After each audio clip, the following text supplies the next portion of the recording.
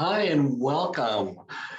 I'm excited to join you all here virtually to talk the introduction to CBT for peers and family members. My name is Andrew Bertagnoli. I'm one of the board of directors of California NAMI. And now I'm excited to introduce our speaker today. Jolissa Hebard is the director of outreach at NAMI Long Beach and a certified peer specialist, suicide prevention educator, CBT Coach, Practitioner and Crisis Counselor. She brings her lived experience with mental health challenges, and she is dedicated to assisting others to find a way back to hope by helping to end the stigma surrounding mental health diagnoses. Today, Jolissa will be introducing CBT, which is cognitive behavioral therapy, which is a very common methodology used in the talk therapies to assist people with various mental health challenges. She'll also be providing us samples of practical exercises that we can do at home. So again, thank you so much, Jolissa, for being here. I'm going to turn things over to you. Thank you so much, Andrew, and thank you everyone for being here. Hi, my name is Jolissa Hebard, and I'm with NAMI Long Beach. And let's get started. We have a lot to cover today. Let's see.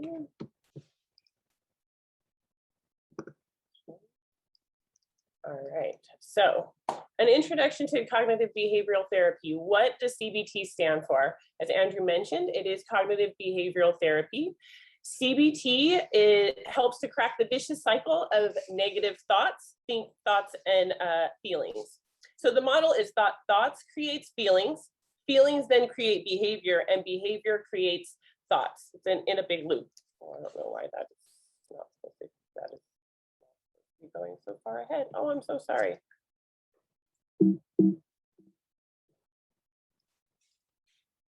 Okay, so what we're going to talk about today is a brief history of psychology, a few of the key concepts of CBT, and a sample of the practical methods.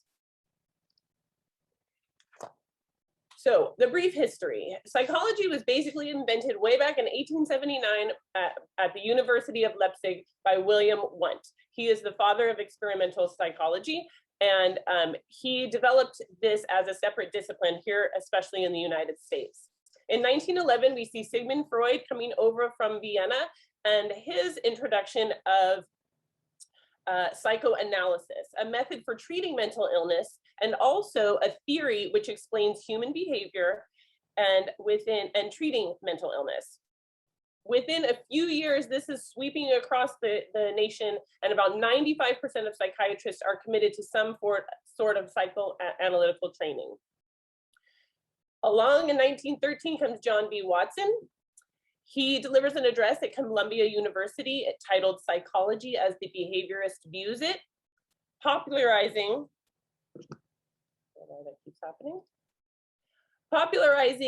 the theory of behaviorism and establishing it as a psychological school.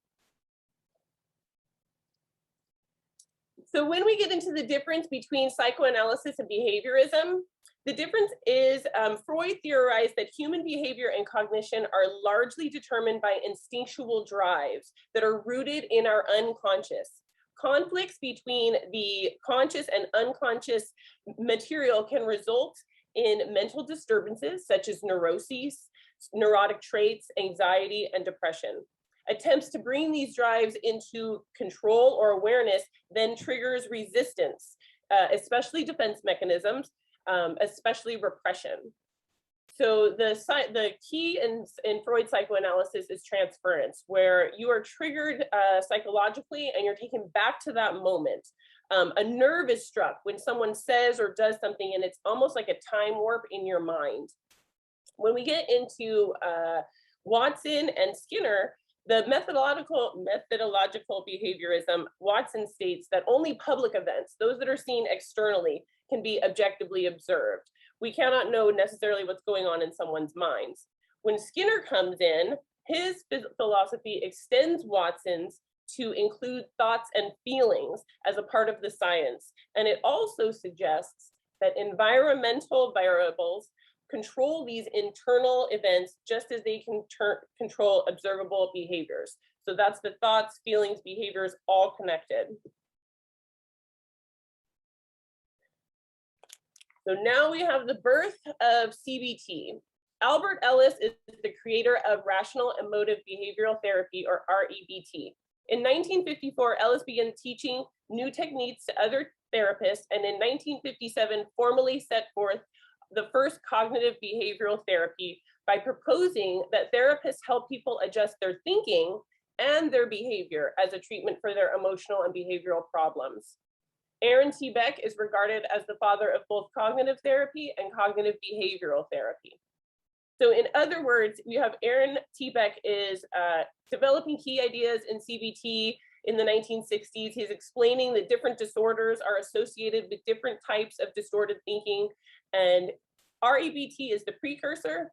CBT is what became of it, and these are both still used today as standalone forms of therapy in some case.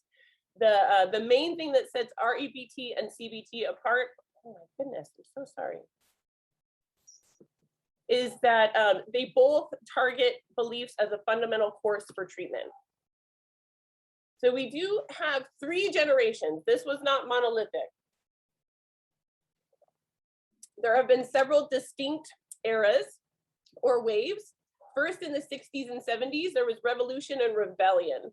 This was going against what was popular at the time, psychoanalytical and humanistic approaches.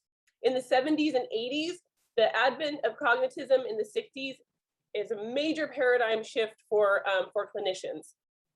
Cognitive therapy is born, and in the 1980s, 90s, and even about 10 years ago, we have the third wave of CBT. And this was claiming that a change was occurring in orienting assumptions within CBT. This third wave emphasized issues such as mindfulness, emotional acceptance, relationships, values, goals, and metacognition. New models of intervention and approaches included dialectical behavioral therapy, mindfulness-based cognitive therapy, functional analytical, psychotherapy, and several others. In terms of a holistic approach to recovery, studies show that negative thinking is an obstacle to self-change. CBT has proven to be an extremely effective as our research-based treatment modalities. Oh my goodness.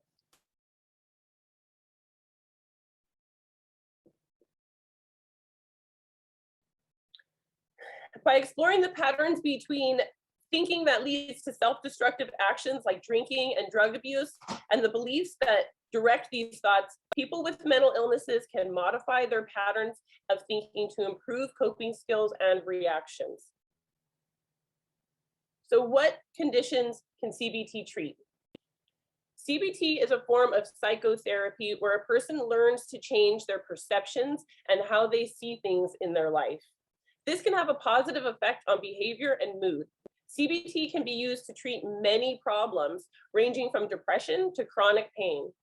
According to CBT, people's patterns of thinking is like wearing a pair of glasses that makes us see the world in a specific way. CBT makes us more aware of how these patterns create our reality and determine how we behave. By changing our thoughts, we can see the world in a new way, allowing opportunity for greater recovery. CBT can also be used to help persons with a number of issues. Cognitive behavioral therapy can be used in conjunction with medication and community care to treat psychosis and incorporate families and caregivers into the treatment process. Just like recovery is not one size fits all, neither is CBT. CBT is used to treat a variety of conditions, and it can be used in partnership with other treatment methods and medications to increase efficiency. So what's the downside of CBT? No therapist can make your problems go away. It takes attending session, it takes doing work, and that is time consuming. Confronting emotions and anxieties can cause periods of increased anxiety and be emotionally uncomfortable. They say it is darkest before dawn. Well, in this case, it's uncomfortable before recovery. Some critics say that it addresses current issues and not possible underlying issues like childhood. CBT focuses on an individual's capacity to change. It does not address wider issues of systems and family impact. So what happens in CBT? In CBT, you learn to identify, question, and change the thoughts, attitudes, and beliefs and assumptions related to your problematic emotional and behavioral reactions to certain kinds of situations. By monitoring and recording your thoughts during situations that lead to emotional upset, you learn that you can contribute to emotional problems, such as the way that you think can contribute to emotional problems such as anxiety and depression. CBT is a talking therapy where people explore and understand how their thoughts, emotions, and behaviors can all influence one another and sustain an unhelpful cycle. Stress, low mood, anxiety, these can affect many people at different points in their lives. We might feel low due to a loss or anxious about a job interview. Although we often cannot change life experiences, we can change how we respond to them. So, for CBT to be effective, you must be open and willing to discuss your thoughts and beliefs and participate in exercises during sessions. CBT counselors work with clients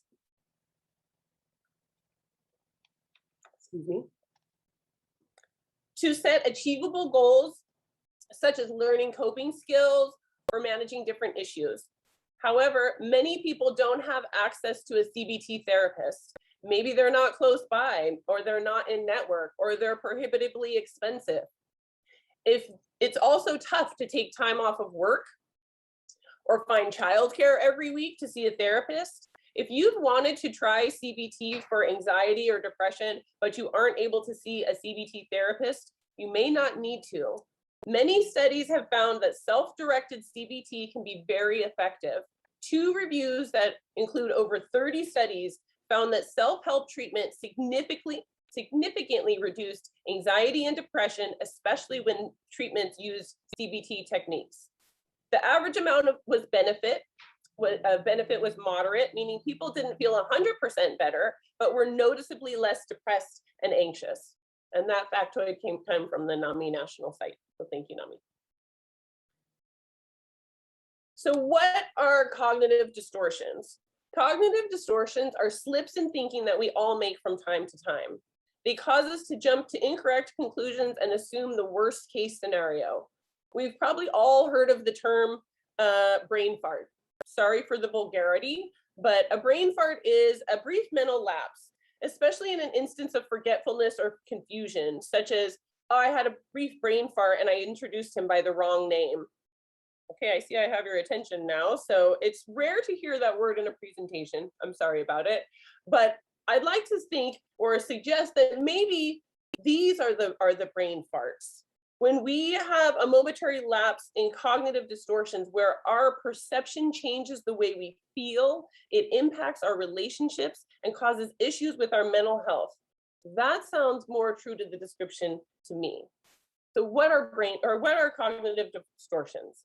There's black and white thinking, there's filtering, jumping to conclusions, disqualifying the positive, rigid rule keeping, catastrophizing, overgeneralizing, labeling, and emotional reasoning. So I'm going to delve into each of these as we go through the next slides. Black or white thinking. Unfortunately, we can all fall into traps of all or nothing thinking quite easily. Can anyone relate to this example? You start your new healthy diet to lose weight and you give in to the temptation of chocolate.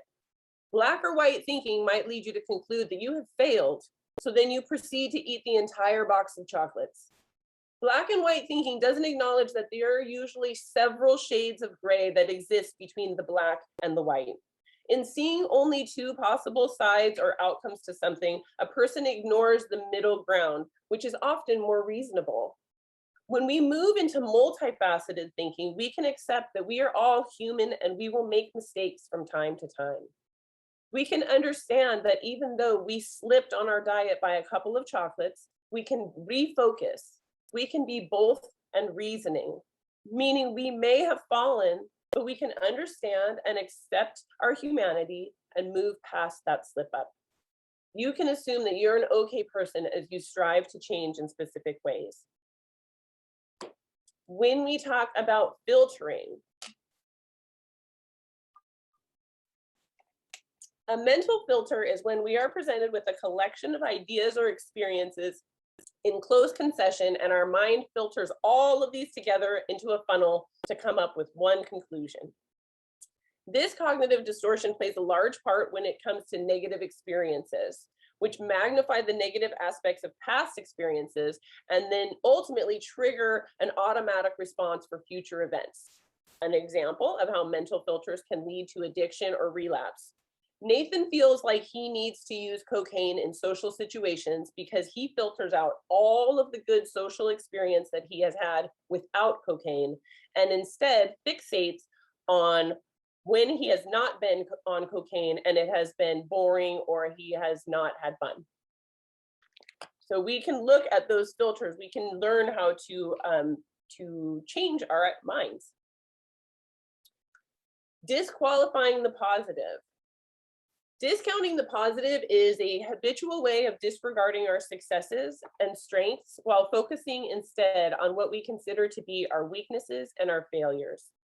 In our minds, if something isn't perfect, it is by default flawed. Since perfection rarely, if ever, exists in our world, pretty much everything is considered a failure or flawed in some way. Therefore, since perfection is unattainable, we choose to view ourselves more as a mixture of failures rather than a collage of successes. For example, you believe you're worthless and you find out that you've gotten an award of recognition at your job. Well, you tell yourself it doesn't count because anyone could have gotten this sort of thing. Instead of feeling pleased with yourself, you might feel disappointed. When we embrace the truth, we can look at ourselves and the world accurately. Remember, I said this is a habitual way of seeing the world. Habits can be changed. They can be discarded and new ones can be developed. And that's good news. I won't lie to you though. There is work involved.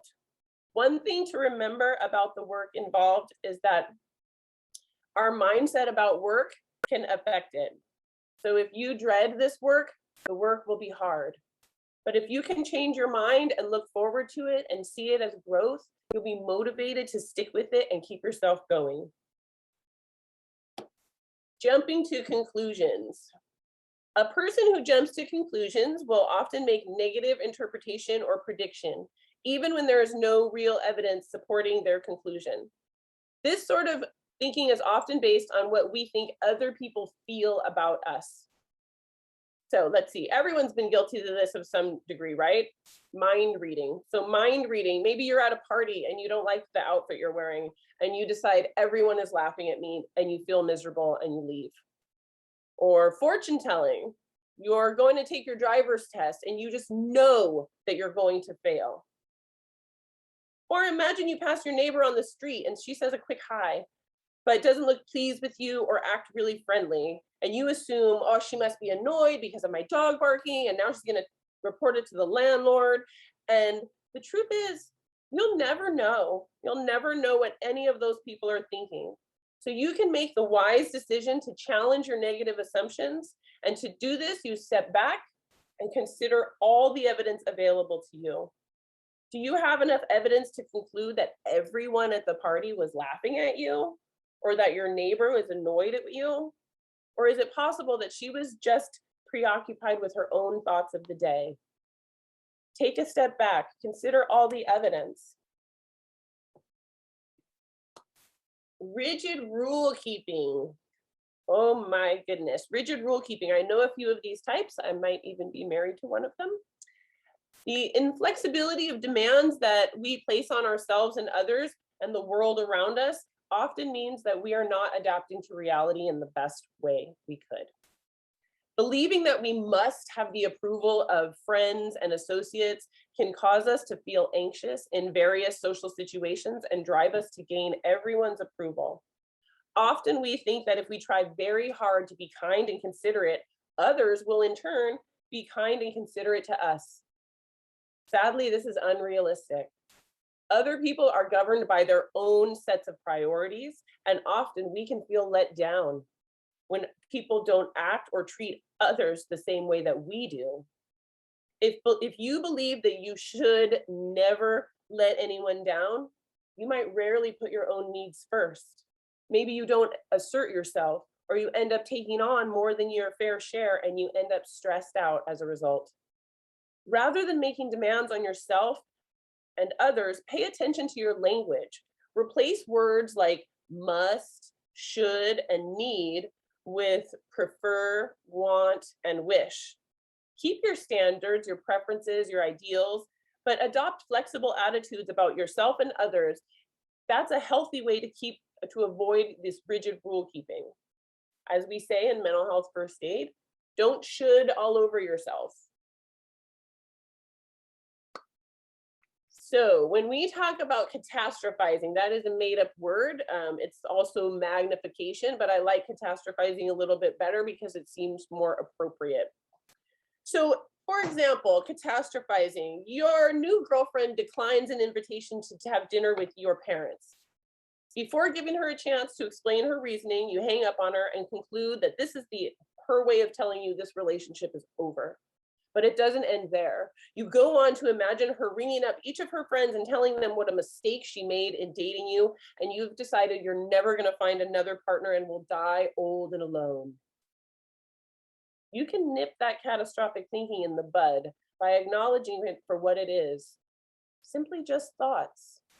If you find yourself thinking about the worst case scenario, consider the following. Take your objective stance and put things in perspective. Are you sure that your girlfriend wanted to end the relationship? Or is it possible she had other valid reasons for not agreeing to dinner with your parents? We can keep things in perspective and weigh up the facts. What do we have? Do we have enough evidence to conclude this? Has she given you reason to think that she wanted to end the relationship before? The truth is that no matter what catastrophic assumption that we've reached in our minds, it's unlikely that the world will come to an end, even if that assumption comes true.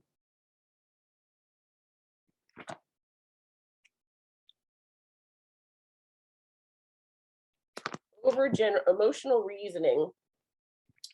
Facts are not feelings, yet many times we do disregard our own facts over emotions.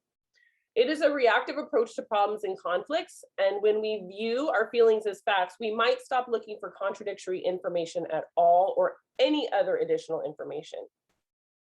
When we start paying attention to the wise mind, we can watch out for things like I'm feeling and say something must be wrong. If you're not, especially when you're not in the best emotional state, we can recognize that feelings are not the best way to measure reality and consider how we might view the situation if we were feeling calmer. When we stay in the wise mind, we can operate from a place that is more balanced perspective. So let's talk about the wise mind a little bit. Last cognitive distortion leads us to the wise mind. The mind has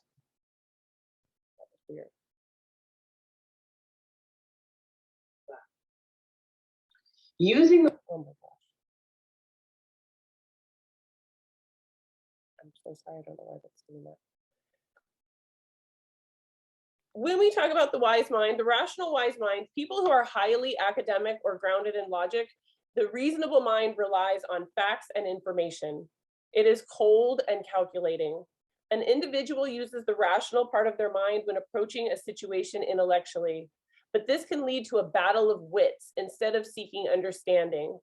This thinking can be unfeeling and cruel. It is often uncompromising and follows rules. It is one thing to be knowledgeable, but is something else to be open-minded.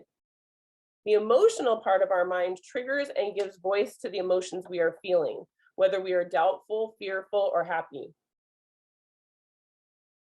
If the rational mind is like a controlled, enclosed scientific laboratory, the emotional mind is more like the ocean where any weather can occur. The emotional mind doesn't necessarily work with facts, but it generally works on what is believed or perceived to be the truth. Even could be a projection of what the truth is. The wise mind is a balance between these two, and it exists when an individual recognizes and respects their feelings, but is able to respond to them rationally and maturely. The wise mind is where the emotional mind and the rational mind overlap. So how does CBT work? CBT works through cognitive restructuring. Many people believe that negative events cause them to act in certain ways. However, research tells us that our reactions are based on our beliefs about the situation rather than the situation itself. When adversity happens, the first thing we attempt to do is explain to ourselves why it happened rather than examine what beliefs we have which caused us to feel the way. Okay, I'm sorry about those. Most people operate under the assumption of A equals C, that your adversity, the activating event or situation, is what's causing your emotional behavior. However, CBT teaches us that A plus B equals C. A is the adversity, the event or the situation. B is the belief or thought, our explanation about why the event or situation happened. C is the consequence of our emotions and behaviors. The feelings and behaviors are belief causes.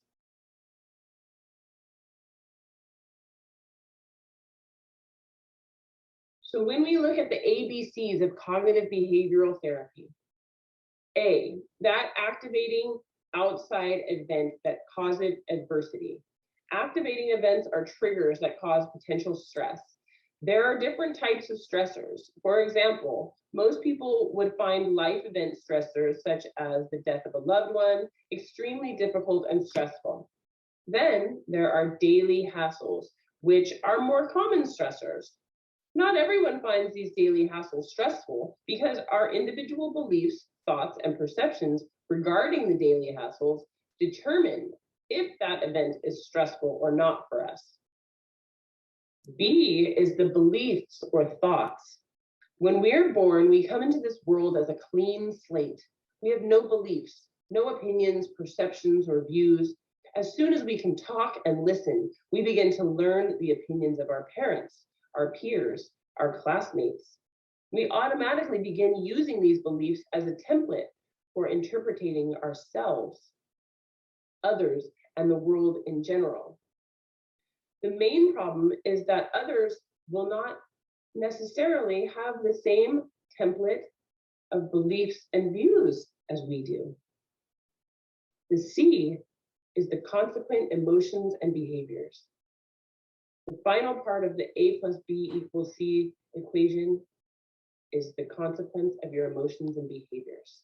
This refers to the feelings and behaviors that occur as a result of your beliefs and self-talk in response to your triggers.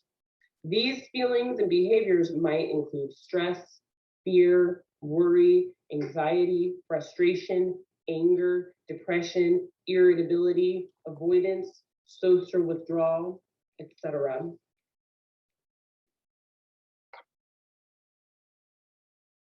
The aim of the ABC model is about shifting the focus away from external events and onto our internal processing of that event.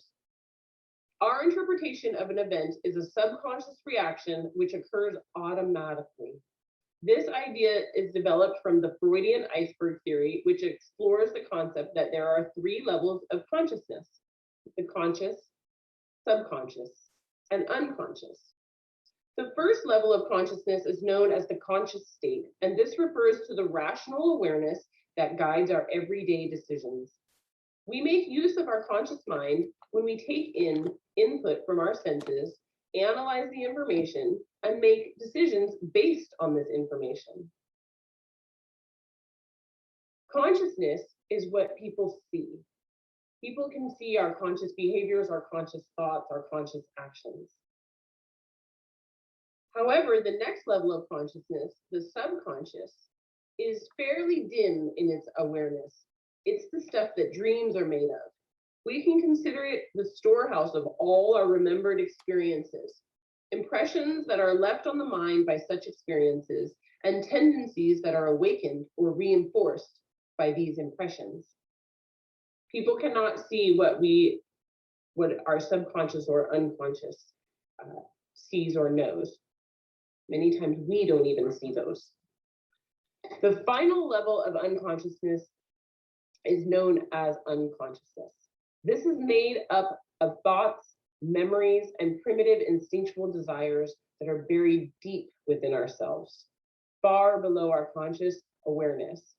Even though we're not aware of their existence, they have a significant influence on our behavior. Although our behaviors tend to indicate the unconscious force driving them, we can't readily access information which is stored in the unconscious mind. Throughout our childhood, we gathered many different memories and experiences that formed the beliefs, fears, and insecurities that we carry today. However, we cannot recall most of these memories. They are unconscious forces that drive our behaviors.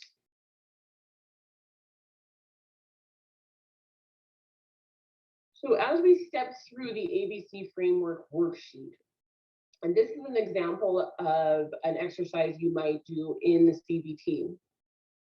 This ABC framework helps individuals begin identifying their limiting beliefs and build awareness of how they think.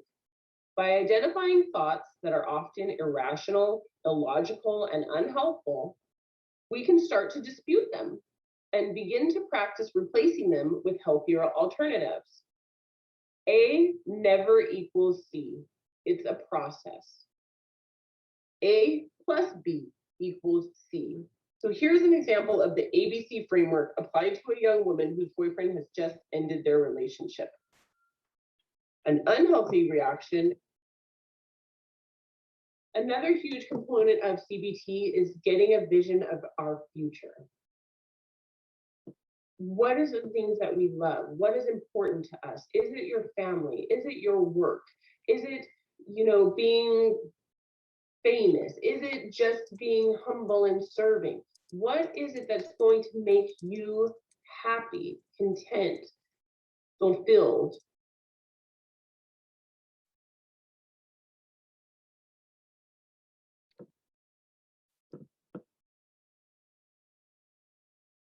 Another huge component of CBT is getting a vision of our future. These are the areas of importance. These are most of the time, this is what people focus on in their life. These are what are going to give you a general idea of what is going to make you happy. Is it your social and family relationships?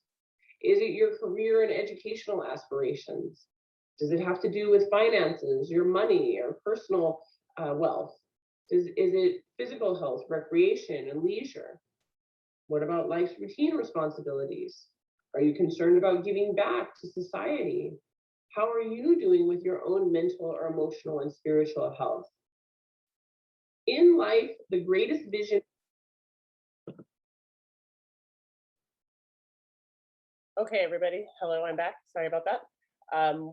Eugenia asked if we could end a little early so that we can have time for Q&A. So I'm going to stop the presentation and do some Q&A if that's okay. Great. Thank you so much, Jolissa, for taking us through an introductory discussion for ourselves for cognitive behavioral therapy.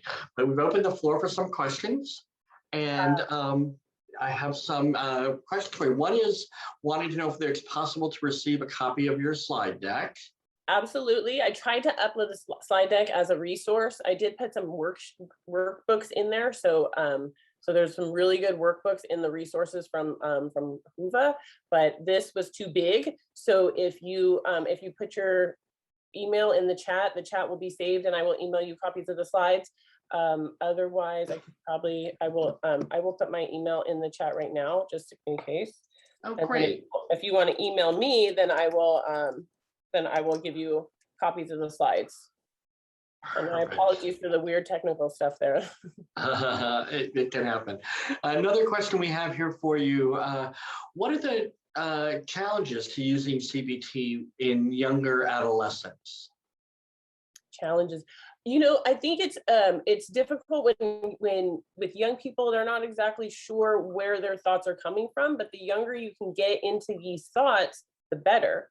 So, many of this stuff, it's interesting to me because I realized I came into recovery through the 12-step groups. And I believe the 12-step groups are almost like a springboard into CBT, because you're really starting to think about what it is in your own mind, your own thoughts, your own beliefs that are affecting the outcome of your life. And I personally did the 12 steps 3 times in recovery and felt like I still needed more. And then when I discovered CBT, I was like, oh my goodness. And from the very first time I got into the 12 steps, I've really honestly thought it would help young people so much to have some kind of a modified version of the 12 steps, or almost some kind of like pre-CBT, to kind of explain to kids that our thoughts and our reality is so fluid. And especially as young people that come from traumatic experiences or come from homes where there may be forms of abuse, when you're young, you don't realize that. And you think that what you're experiencing is normal. And that causes such a distortion because it doesn't seem right. And for young people, if we can explain that, like, hey, it's understandable to not feel like you know who you are or where you are in the world when you've had a shaky start. I love the ACEs study. Anybody who has ever been interested or is interested in keying into whether or not somebody might be on the road to a mental health condition or an addiction issue, the Adverse Childhood Experiences Survey, it is such a key. And I personally, it's 10 questions. I scored 8 out of 10, and I have addiction and mental health issues. So that's something where, as a young person or someone who's working with young people, that's a real easy way to be like, okay, how close are we here? And that they can take it themselves. That's the thing. I think most of this stuff is self-discovery. There's probably more questions. I'll stop talking. No problem. No problem. We have this one here. These are about where does one go to get more training, perhaps in CBT? Are you aware of any places here in California? There's a couple questions about training. There's all kinds of training out there for all different levels. So for clinicians, there's levels of training. For just lay people, there's levels of training. I believe especially that this type of work, especially the worksheet stuff, can be done a lot on our own. With more serious issues, psychosis and things like that, you'll definitely need more professional guidance and overseeing your treatment in that. But you can go on these online kind of training courses and find really good, really great information for very inexpensive. Or you can go and find fully accredited clinical study degree programs. So it really is based on kind of what you're seeking and what you want from it. If you want to do this for a living, or if you just want to do this because you're like, I feel like this is something I could use for myself. Great. How do you know, let's say a question here for you, let's say you're working with a clinician, how do you know you're getting good CBT? The thing is if with any therapist, if they're not pushing you, if you're not feeling like you're moving, then you're both wasting your time. And there are therapists that will sit there and let you just pay the money and not move forward. And there are clients that will come and pay you to not move forward. So on both sides, it's about being that kind of that motivator. And as someone who, as a practitioner or someone who works with people, you definitely have to have a boundary of like, if you, that's why I said, if you have to have the buy-in. And I think that's with any therapy. There has to be personal buy-in. And I can speak for myself. When I was younger and I was forced into therapy when I was a teenager, it didn't work very well. But when I wanted it as an adult and I sought it, then it's different. So that buy-in of like, you want to do this work and you're ready to do it, that's super important. And I always believe that no matter what, like everything happens for a reason. So you might be working with someone and it might not be going great, but something might get in there and stick, and they might find another clinician or practitioner later on. You yourself might have been working with a practitioner that didn't push you, or you didn't feel like it was going places. If it's not working for you, if you don't feel like it's working, get out of there. Just because someone has a degree or has a piece of paper on the wall doesn't mean that they're the right one for you. And believe me, I know it's frustrating when you start with someone and then you get 2 sessions in and you're like, I don't want to do this anymore. Oh, you're muted. Thank you. And I think that's the phrase of the year. You're muted. But thank you so much, Jolissa, for your time today. Thank you all for joining. We're just getting to wrap up here. If you have any questions on the content of today's presentation, please, Jolissa has provided her email address in the chat. For any questions or concerns about the event itself, please email nami.california@namica.org. Want you to also be sure to fill out the evaluation survey that will be coming out following the conference.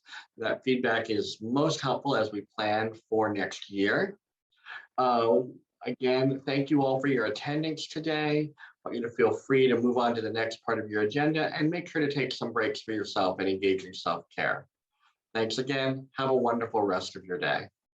Thank you, everybody. I appreciate it. Thank you so much. Thank you, Jolissa and Andrew.